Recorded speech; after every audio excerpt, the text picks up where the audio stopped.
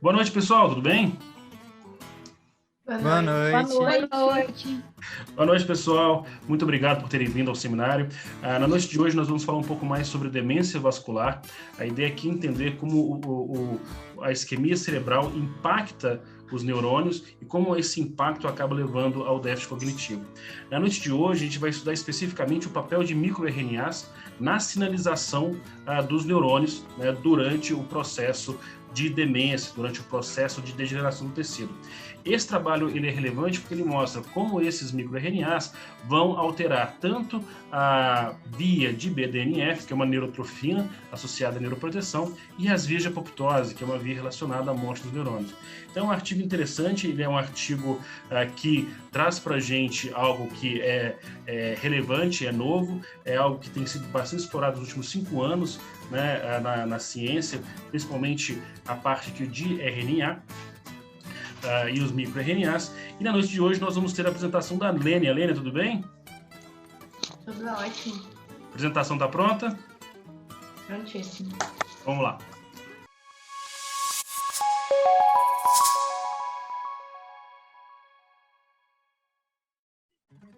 Boa noite a todos. Meu nome é Lênia, eu sou aluna de iniciação científica do Neurolab, orientado pelo professor Dr. Mário Xavier. E hoje eu vou apresentar o artigo intitulado O Exercício Aeróbico Melhora a VCI, que é o comprometimento cognitivo vascular, por meio da apoptose neuronal mediado pelo RNA circular RIMS2, o microRNA 186 e o BDNF.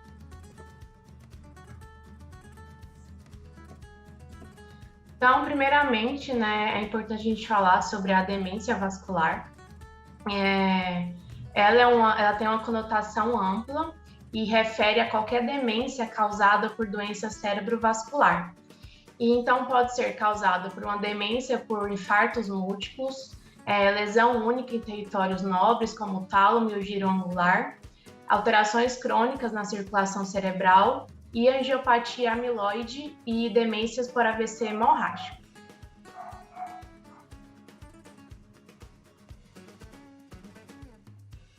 Outro ponto importante que a gente falar é o fator neurotrófico. O BDNF é uma proteína neurotrófica encontrada centralmente, perifericamente, e ela é responsável por regular a sobrevivência neuronal e a plasticidade sináptica do sistema nervoso periférico e central. O BDNF ele pode resistir à apoptose neuronal induzida por uma lesão no nervo, e no caso da isquemia cerebral, que acontece a hipoxia, o BDNF pode proteger as células cerebrais por meio da inibição da apoptose.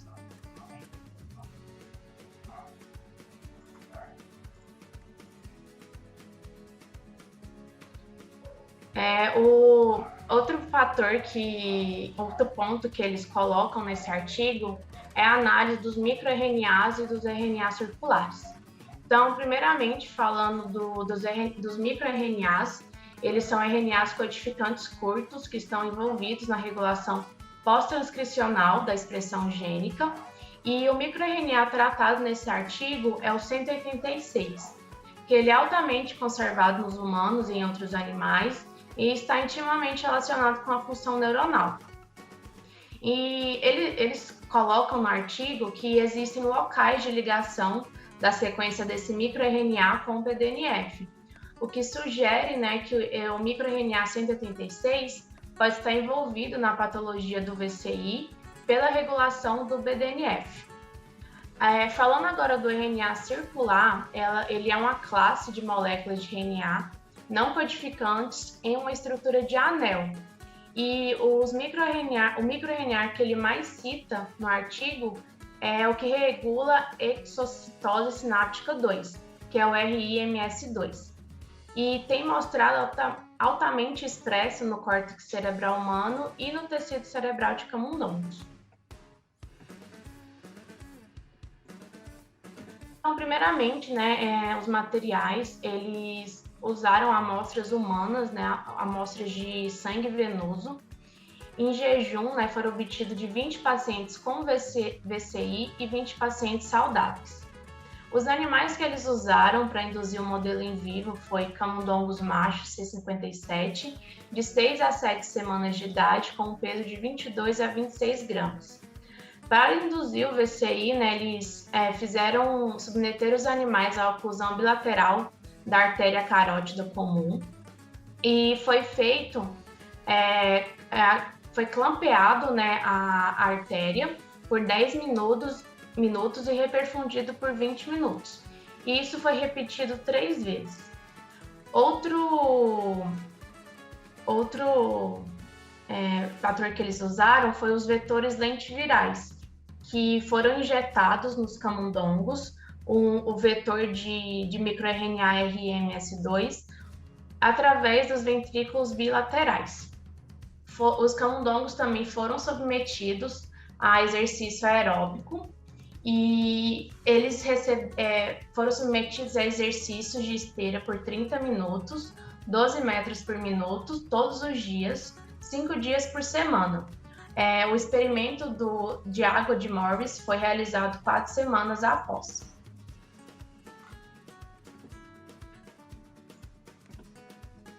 Eles também utilizaram a cultura de células. As células HT22 foram tratadas com ou sem privação de oxigênio e glicose por 1 hora. Fizeram também a transfecção celular como um pré-tratamento nas células de HT22, que foram tratadas com...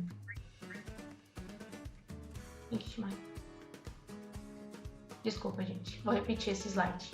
É porque tá aparecendo... Eu não tô conseguindo minimizar as coisas aqui para não ficar atrapalhando o slide. Bom, primeiramente, eles usaram a cultura de células. Células HT22 foram tratadas com ou sem privação de oxigênio e glicose por 1 hora. Eles também utilizaram a transfecção celular como um pré-tratamento. As células HT22 foram tratadas com o PLV-SHRNA e o PLV-SHRMSA2 e o microRNA 186 mimetizador ou seu controle negativo por 48 horas. Em seguida, as células foram lavadas e tratadas com ou sem privação de oxigênio e glicose. Eles fizeram também uma análise de microarray de DNA circular e o RNA no soro ele foi extraído pelo reagente Trizol e as amostras de RNA foram marcadas e hibridizadas com um chip de RNA circular microarray. Também foi realizada a PCR em tempo real e foi realizado a PCR no soro e no tecido do hipocampo. A análise do Western blot as proteínas foram extraídas do soro e do hipocampo também e foram incubadas com anticorpo anti-BDNF.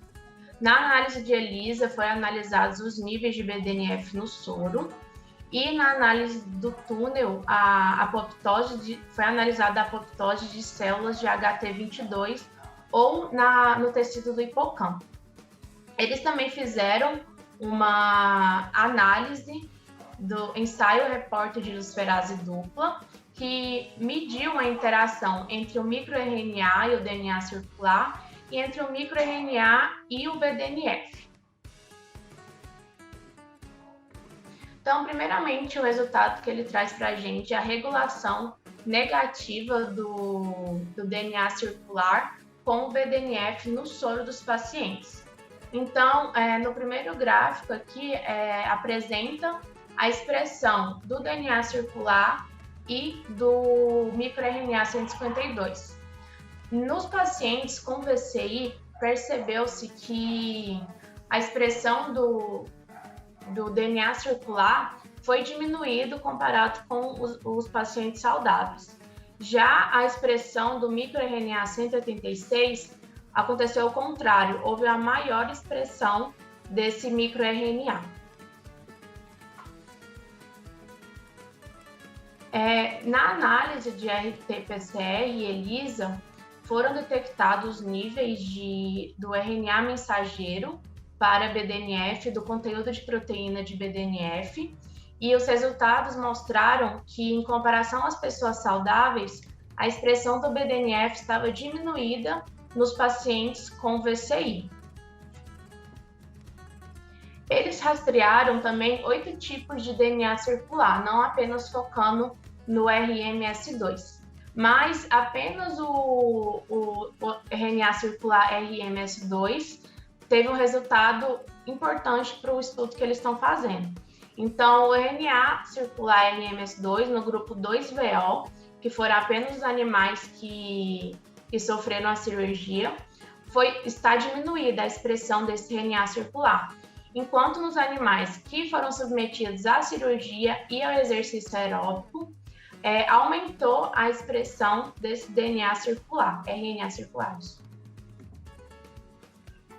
Agora, na análise, né, da superexpressão desse RNA circular,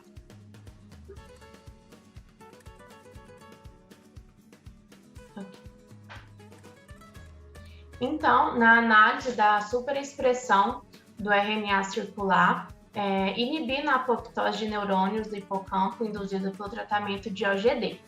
Então, eles fizeram, né, esse tratamento com o vetor lentiviral, um controle e para o microRNA RUMS2. Esse vetor lentiviral ele foi transferido em células de neurônio do hipocampo, o HT22, por 72 horas. Depois foi tratado com a privação de oxigênio e glicose por 1 hora e dividido em 4 grupos. Então, um grupo controle, um grupo OGD, que é de privação de oxigênio e glicose, um grupo OGD mais o vetor lentiviral controle e um grupo OGD mais o vetor lentiviral de RMS2. Então, o resultado mostrou que a expressão tanto do RNA circular quanto do BDNF foi diminuída apenas com tratamento de privação de oxigênio e glicose, enquanto o efeito ele foi revertido após a transfecção com o vetor lentiviral para o microRNA RMS2. Na análise da expressão do microRNA 186 e a apoptose celular, esses dois parâmetros ele foi aumentado em células que teve o tratamento apenas de privação de oxigênio e glicose, enquanto o efeito ele foi revertido após a transfecção com o vetor lentiviral. E esses resultados sugerem que a superexpressão do RNA circular ele poderia melhorar o nível de BDNF e diminuir a expressão do microRNA 186 e inibir a apoptose de neurônios do hipocampo induzida pelo tratamento com OGD. Outro resultado que eles colocam para a gente é a interação entre o DNA circular RMS2 e o microRNA 186 e o efeito regulatório do microRNA 186 na expressão do BDNF. Então, em células EC293T, o teste da luciferase detectou a interação entre o RNA circular e o microRNA.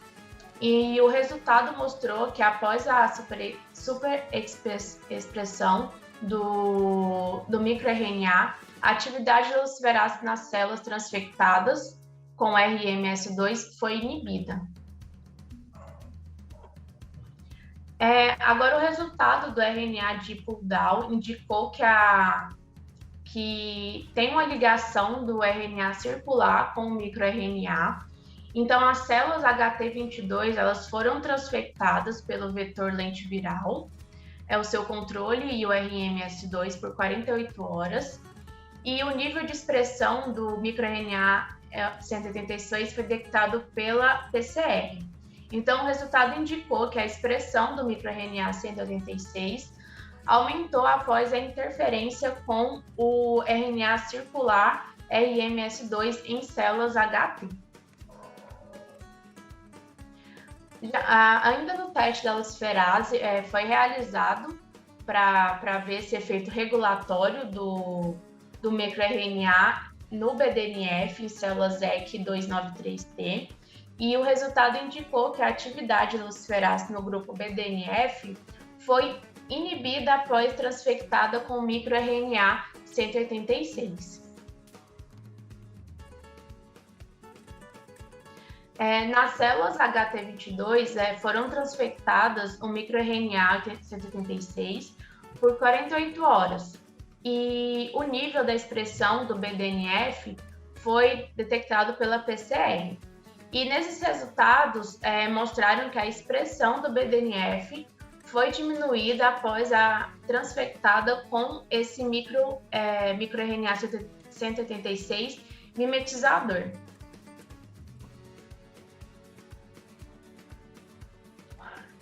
O resultado da PCR mostrou também que a expressão do RNA circular e BDNF foi diminuída com o OGD, enquanto o efeito foi revertido após transfectado com o vetor lentiviral. A expressão do microRNA e a apoptose celular foi aumentada em OGD, enquanto o efeito foi revertido após transfectado com o vetor lentiviral.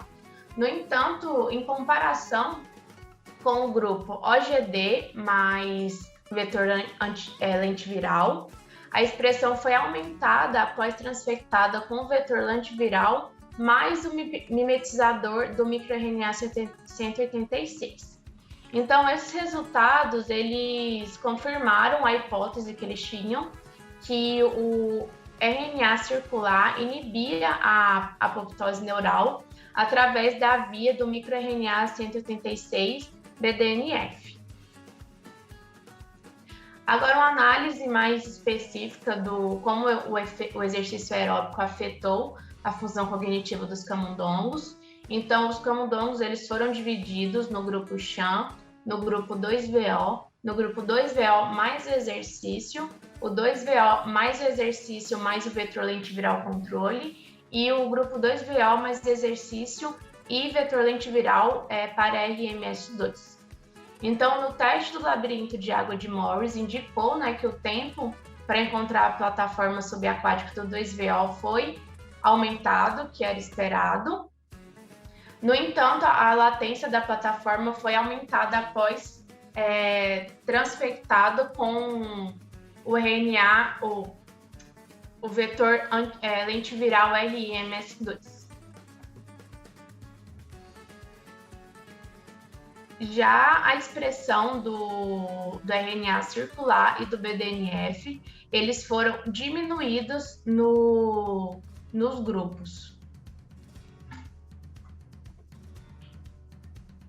Também foi detectado a expressão do microRNA e a apoptose do hipocampo, e eles falaram que isso provou que o exercício aeróbico pode diminuir a expressão do microRNA 186 e inibir a apoptose dos neurônios do hipocampo induzida por VCI. E a interferência do RMS2 pode reverter o enfraquecimento da expressão do microRNA 186 e apoptose. Então, esses resultados demonstraram que o exercício aeróbico ele regula positivamente a expressão do RNA circular e resulta na regulação negativa do microRNA 186, o que regulou positivamente a expressão do BDNF e reduziu a apoptose de neurônios do hipocampo e inibiu o desenvolvimento patológico de VCI. E, finalmente, melhorou as funções cognitivas. Então, por fim, eles colocam como conclusão que esse estudo combina o papel do exercício aeróbico e dos RNA circulares no desenvolvimento patológico de VCI, o que não apenas confirma ainda o efeito de melhora do exercício aeróbio na função cognitiva, mas também enfatiza o papel fundamental dos RNA circulares neles. Muito obrigada.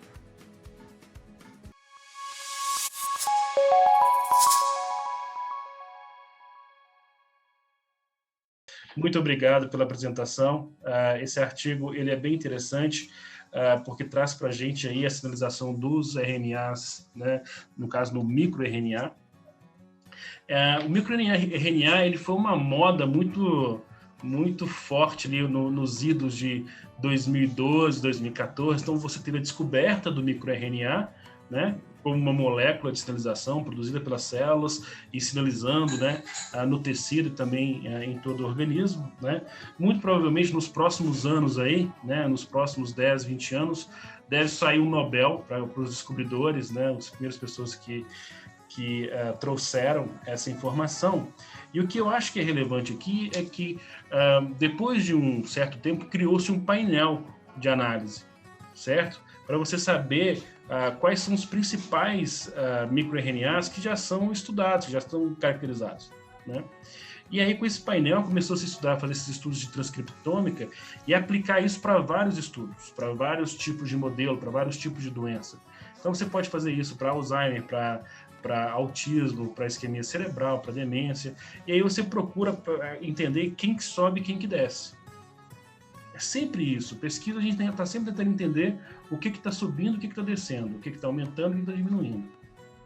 Nesse trabalho, eles conseguiram identificar ali 2 microRNAs que, de fato, estavam alterados na demência vascular. E, com base nisso, eles vamos estudar para ver o papel delas no modelo, né, celular. Então, eu acho isso bem relevante, eu acho isso bem interessante. Então, o que é interessante nesse trabalho é você reconhecer que a informação que tem, que é a base do trabalho, veio de análise em humanos, e aí você vai pegar essa informação e testar nos modelos. Então, o trabalho acaba sendo translacional, ele acaba trazendo para a gente informações que são bem relevantes, tudo bem? Então, Lênia, o que você achou do artigo, querida? Eu gostei bastante, professor. Eu fiquei um pouco confusa na hora de ler, porque ele não colocou muito bem uma história certinho, ele foi jogando um pouco de informação, principalmente dos métodos, como eles fizeram, né? Esse vetor lentiviral, né, que eles falam, eu fiquei um pouco confusa, mas no final deu para entender bem. Eu só foi um pouco travado para ler. Na realidade, o que acontece é que nos microRNAs, como você não tem um receptor específico para você poder fazer aquela inibição, para você poder pegar a via, o que você vai trabalhar é o silenciamento dessas vias, certo? Ou o aumento da expressão delas. Como é que você faz isso? Você vai ter que pegar um plasmídio ou então um vetor viral com aquela informação genética e endereçá-la para a célula que você quer estudar. Então, hoje em dia, isso é muito comum na pesquisa, tá? Tanto é que a farmacologia hoje, por si só, ela não está se sustentando, pelo menos nos trabalhos publicados em revistas de alto impacto, você fala a proteína X é importante para o fenômeno Y. As pessoas falam assim, tá, tudo bem, prova, aí você faz a molécula. Ah, não, mas a molécula pode ser inespecífica. Aí você tem que entrar com essas abordagens de biologia molecular, com o plasmídio, ou com vetor, ou então com animal geneticamente modificado para provar que aquela proteína X, de fato, está relacionada à proteína Y. Tudo bem? Você só consegue hoje publicar numa revista de alto impacto, tá? Vamos lá, Cell, Nature, Science, se você conseguir fazer pelo menos de 3 formas diferentes. Com a biologia molecular, com uma partícula viral, com um animal transgênico ou nocaute e com um fármaco específico. Tá bom? São técnicas que são relativamente novas, têm aí 10, 15 anos, mas que já são amplamente utilizadas em laboratórios de ponta, né? Então é bom a gente estar ciente que elas existam e tentar trazê-las para o laboratório no futuro próximo. Bruna, pode perguntar, querida. Boa noite, professor. Então, eu estava até pensando numa pergunta aqui, não tenho convicção sobre a relevância dela, mas fiquei relacionando até com outros fatos. O senhor falou assim que ela é uma pesquisa translacional, então está falando assim sobre humanos e depois faz estudos com animais. Sim. Toda vez que a gente vai correlacionar humano com animal, tem uma correlação assim, de idade do animal, tem alguns animais que têm diferenças, né, da idade. E esse tempo, por exemplo, igual aí ele coloca, né, um tempo de atividade, tantos dias. Isso tem alguma relevância ou não tem? Assim, não sei se isso senhor entendeu a minha pergunta? Sim. Por exemplo, ele faz uma atividade 30 minutos por dia, por 5 dias. Isso altera por ser um animal que tem uma idade muito menor que o humano? Ou isso não altera?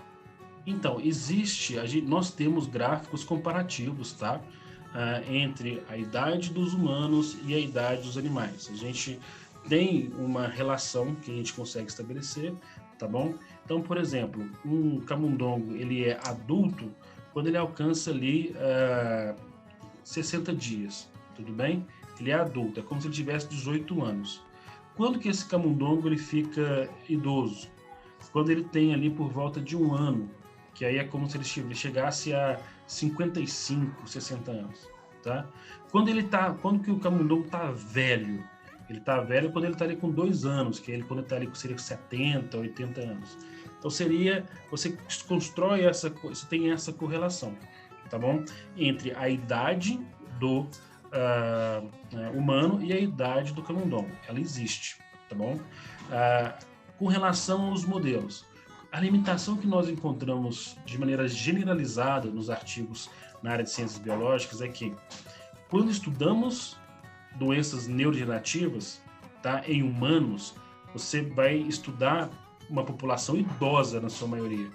Existe o Parkinson familiar, o Alzheimer familiar, que acomete indivíduos adultos, jovens? Existe. Mas é uma doença mais prevalente em idosos. E a gente tem bastante informação de idosos. E quando você vai estudar em animais, normalmente a gente não trabalha com animal idoso.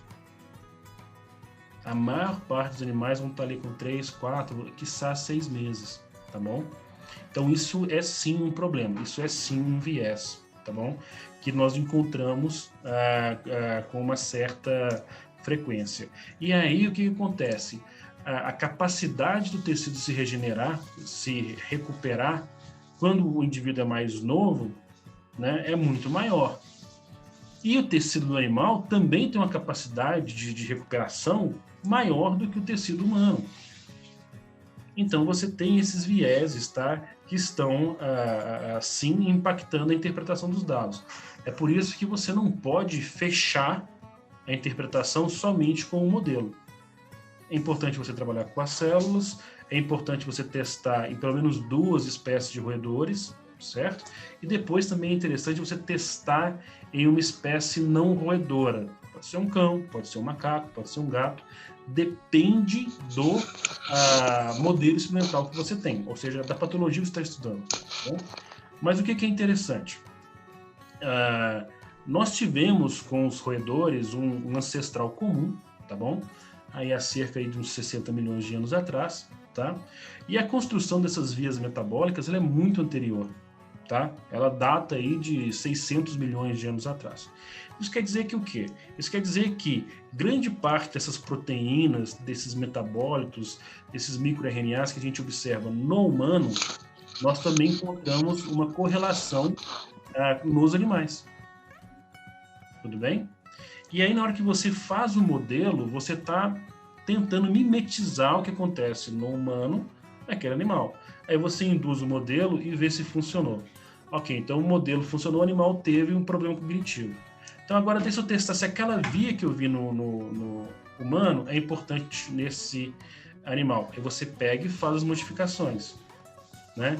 Nesse caso ele usou os vetores antivirais. Ele poderia ter feito com um fármaco, por exemplo, se fosse uma proteína específica.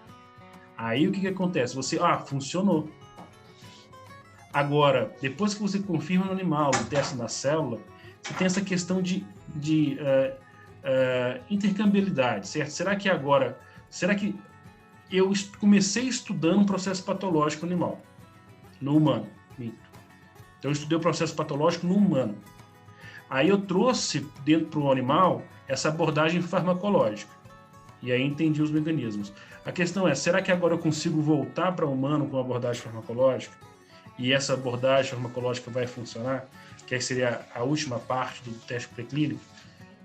O que acontece na maioria dos casos, infelizmente, é que não funciona. E provavelmente não funciona devido a todos esses problemas que você já notou quando você fez sua pergunta. A idade do animal não está tão adequada, o modelo não está tão preditivo, certo? E as abordagens, por exemplo, de atividade física, será que o idoso dá conta de fazer o mesmo padrão de atividade física que o animal jovem deu conta de fazer? Fora que a musculatura é diferente, os hormônios são diferentes. Tudo bem? Então a gente tem esses problemas, tá? De balizamento, mas a gente tem que entender os problemas para poder superá-los, tá? O modelo ainda é válido, mas a gente tem que entender as limitações para a gente poder fazer as pesquisas. Ainda assim, todo ano a gente consegue umas 10 moléculas bem promissoras, tá? De algumas milhões que a gente estuda. Obrigada. Tudo bem? Obrigada, esclareceu muito. Bruno, a pergunta, querido. Professor, eu fiquei com dúvida também sobre tempo, mas agora não sobre idade, sobre o tempo que eles utilizaram para fazer a isquemia. Como o próprio artigo fala, eles utilizaram 3 momentos diferentes, né? 3 momentos de isquemia e reperfusão, e eu achei isso muito diferente, porque a maioria dos artigos utiliza só um momento, né, de isquemia e reperfusão. Então, eles deixam um tempo isquemiado, ou seja, 15, 30 minutos, 1 hora, enfim, um tempo isquemiado, depois faz a reperfusão. Aí eu fiquei me perguntando, será que 3 momentos de isquemia e reperfusão não podem ter uma alteração bioquímica relevante ali no cérebro, que poderia estar relacionado com o que eles Então, eu vou te dar a real e depois a gente pode tentar racionalizar o que ele fez. Tudo bem? Uhum. A real ele deve ter feito 3 vezes porque foi o que funcionou. Isso é o real. Tá? Ele deve ter tentado uma vez, não funcionou, fez 1, 2, não funcionou, aí ele fez 3 vezes e aí o modelo funcionou. Tá bom? E aí, muito provavelmente, agora o modelo funcionou e os animais não estão morrendo. E aí ele pegou esse modelo que ele padronizou e seguiu. Assim, tem algumas coisas que não tem muita uma explicação muito bonita. É o cru mesmo, é o que funciona. Tá bom? A gente sabe que o modelo de 2VO ele tem uma taxa de mortalidade em ratos de 60%, certo? Em camundongos maior, até 70%. Então é um modelo muito, muito agressivo. Fazer da forma que ele fez é uma forma de você tornar o modelo menos agressivo para que você consiga aumentar a taxa de sobrevivência dos animais. Agora, levando em consideração o que ele fez, o que a gente pode racionalizar, o que a gente pode pensar? Ele está trabalhando com tanto a lesão por isquemia quanto a lesão por reperfusão. Tá certo? Então ele está lesionando o tecido de 2 maneiras. Então, na hora que ele isquemia, as taxas energéticas caem e aí você tem uma adaptação metabólica das células. Tudo bem? Para elas tentarem aguentar aquele tempo sem isquemia. Aí ela dá um shutdown, ela desliga. Aí, de repente, você joga de novo energia e oxigênio. Como a taxa metabólica está pequena, na hora que chega aquele tanto de glicose e oxigênio, ela sobe muito rápido.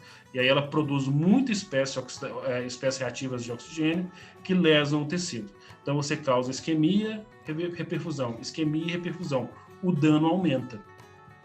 Tá? Em tese, né, racionalizando, é isso que se espera.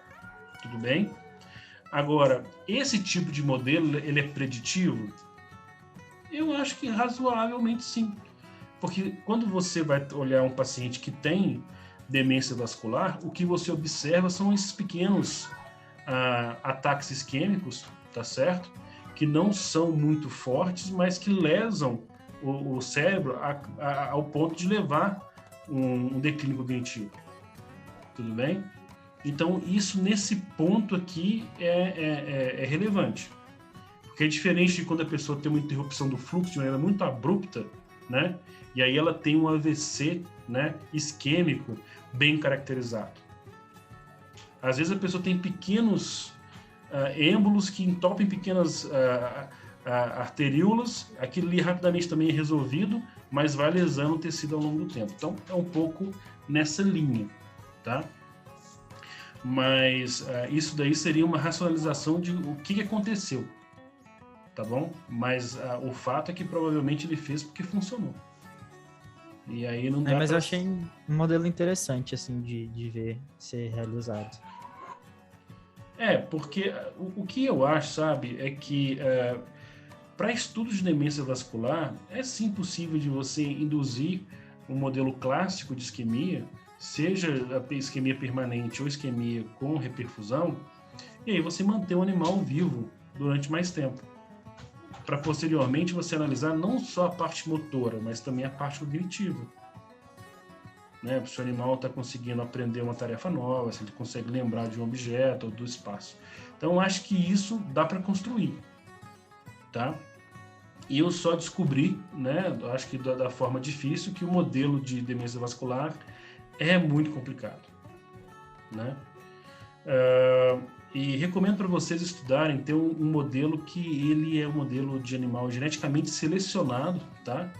Que é um modelo de rato SHR, que tem lesões isquêmicas espontâneas. E é um modelo interessante de demência vascular, tá? Depois vocês deem uma olhada, porque também pode ser utilizado, e nesse caso não tem intervenção cirúrgica, né? E tem bastante correlação clínica, né? Porque muitos casos de demência vascular estão relacionados com picos hipertensivos ou com hipertensão não controlada. Sim. Isso é importante porque também você vai alterando a capacidade das suas da microvasculatura de reagir, né, às alterações de pressão, né? E com o tempo você acaba também causando essas vasculites, né? E essas microlesões vasculares que vão também atrapalhar o fluxo. Mas esses animais, Mauro, são específicos ou qualquer SHR? Na realidade, é um tipo específico de SHR. Então, o SHR já é uma linhagem especial, né? Sim. Então, dentro dessa tem muita gente lá no ICB que trabalha com SHR, né? Muita Sim. gente trabalha com SHR lá. Mas aí, nesse caso, teria que ser essa especial, entendeu? Mas os animais apresentam esse declínio cognitivo. Agora, com relação à morfologia cerebral e as alterações neuroquímicas, eu realmente não sei, né? Mas com relação à perfusão do cérebro e à parte cognitiva, eu já vi alguns artigos, sim, mostrando que tem essa lesão. Tá? Eu, particularmente, acho bem interessante, mas são modelos que você não tem como controlar muito bem, né? Porque cada animal vai ter lá as suas isquemias e você vai ter que trabalhar com um número de animais muito grande para você conseguir ter uma significância quando você for fazer a análise. Tá? Mas e aí, Rafa, o que você achou do artigo, querida? Eu gostei do artigo, apesar de algumas coisas terem ficado não muito claras para mim. Por exemplo, a parte da atividade física. Foi feita antes ou depois? Quanto tempo foi feita? Eu não entendi essa parte. Eu acho que eu não sei se ele não mencionou no artigo. Ele não mencionou muito claro. Ele não ficou muito claro, mas tipo, lendo o artigo dá para entender que foi antes. Então foi. Mas eu não achei uma parte, eu procurei que ele fala assim, foi feito antes. Ele só fala do labirinto de Morris, que é feito 4 semanas depois. Sim. Então. Eu fiquei muito na dúvida em relação a isso. Quando que foi feito, por quanto tempo, entendeu? Que foi feito essa atividade física com o animal. Foi na esteira, né? Na esteira por 5 dias consecutivos. O que eu acho aqui é o seguinte, olha, e aí a gente tem que levar em consideração como é construída a pesquisa, tá? Hoje em dia. Qual é o fator de impacto dessa revista, Lênia? Você procurou? 6,3. Então, o que acontece? Artigos com atividade física normalmente são artigos bem aceitos e são artigos bem citados, tá? Então, isso é uma coisa que é interessante na literatura, tá? Então, quando você manda, o pessoal olha com bons olhos porque sabe que vai ter muita citação, tem muita gente que trabalha com isso, né? Só que isso daqui, para mim, me parece meio que uma concha de retalhos, sabe? Porque o que acontece? Você pega coisas que você já sabe que funciona, tá bom? E aí você coloca com uma pitada, com a cereja da moda. Então, o que acontece? A atividade física, nós já sabemos que tem efeito protetor, neuroprotetor, e facilita o processo de reparo. E a gente já sabe que esse mecanismo está associado ao BDNF. Então, isso aqui já está mais do que bem estabelecido e validado na literatura. Tudo bem? Nós sabemos que uma vez que você tem uma proteção no tecido, ou seja, se você pré-condicionou o animal com atividade física durante um mês.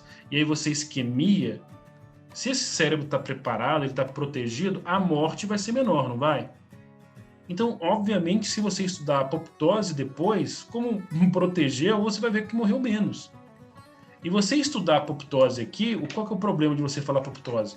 Você dá a entender para as pessoas que as vias antiapoptóticas possam estar, no caso aqui, as antiapoptóticas possam estar suprarreguladas e as pró-apoptóticas infrarreguladas. Quando, na realidade, simplesmente as células não estão morrendo, porque elas estão mais resistentes. Tá certo? Então ele pegou já o negócio da atividade física, já sabia que funcionava, acochambrou com essa parte da apoptose, tá certo? Eu tenho um artigo também que é meio assim, então também assim, né? Aquele negócio, né? Eu sei como é que é o negócio como é que é Mas feito. se publica, Mauro, tá válido. Tá válido. Agora, o que é interessante? Traz a parte de RNA mensageiro.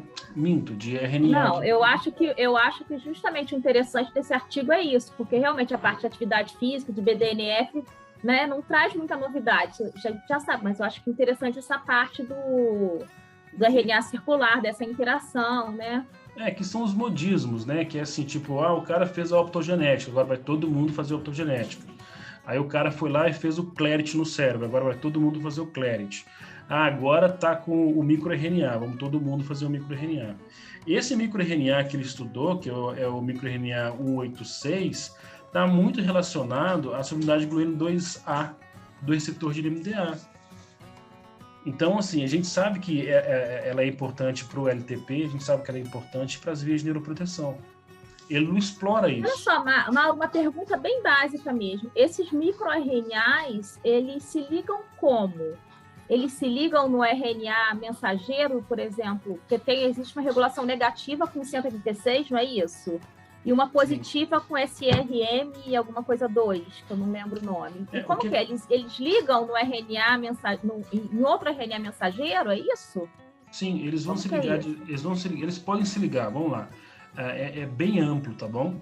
Eles podem se ligar em receptores, sim, tá bom? Isso pode acontecer em relatos, tá? Que isso acontece, mas o normal é que eles vão interagir com outras moléculas de RNA, ou de microRNA, ou de RNA mensageiro, tudo bem? Afetando o padrão. Vai ter uma modificação, entendi. Isso. Expressão de proteína. É o que eles chamam de controle pós-transcricional, tá certo? Então, é o seguinte, a informação foi lá pro núcleo, vai lá, imprime, aí saem os RNA mensageiros. Só que do RNA mensageiro até ele ser traduzido ali pelos ribossomos, você tem um processo tem uma série de alterações. E grande parte desses microRNAs vão interferir nesse processo pós-transcricional. Tudo bem? E aí tem uns que o pessoal mostra, ele interage com essa proteína, ele interage com essa via. Isso tem na literatura. Mas o normal é essa interação com os próprios RNA mensageiros. Agora, qual que é a vantagem dele? É que uma vez que ele é produzido, às vezes ele sai da célula e sinaliza para outras células. Esse é que é o ponto do microRNA. É porque, assim, de fato, ele consegue fazer essa autorregulação ali naquele núcleo, onde ele foi produzido, mas ele sai daquela célula e ele pode ir para outro tecido e lá no outro tecido causar uma modulação totalmente inesperada, que você não estava estudando. Então, é isso que o pessoal hoje tem focado, né, nos estudos com microRNA, tá bom? Então você tem essa questão da própria célula, mas você também tem essa integração de tecidos, tudo bem? Mas a minha visão hoje é a seguinte, como nos próximos anos, dentro da biologia, o caminho em parte, integração, tá? Então, basicamente, a gente vai começar a estudar assim, agora vamos estudar a relação coração-pulmão, intestino-cérebro, intestino-músculo.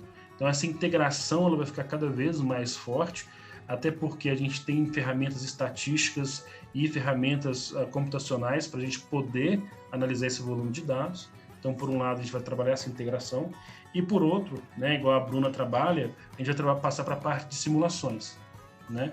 Tanto com base nos dados que a gente gerar, tentar predizer alguma coisa, tentar fazer um diagnóstico, como também, no caso, você poder construir redes neurais para tentar mimetizar um determinado comportamento ou uma percepção que a gente observa em animais. Tudo bem? Legal, né? Só fica mais difícil. Science. Não facilita. Ciência não facilita. Então, ó, relaxa e aproveita a viagem. Tá certo, pessoal? Muito obrigado pela paciência de vocês. Então, a gente se encontra de novo semana que vem, tudo bem?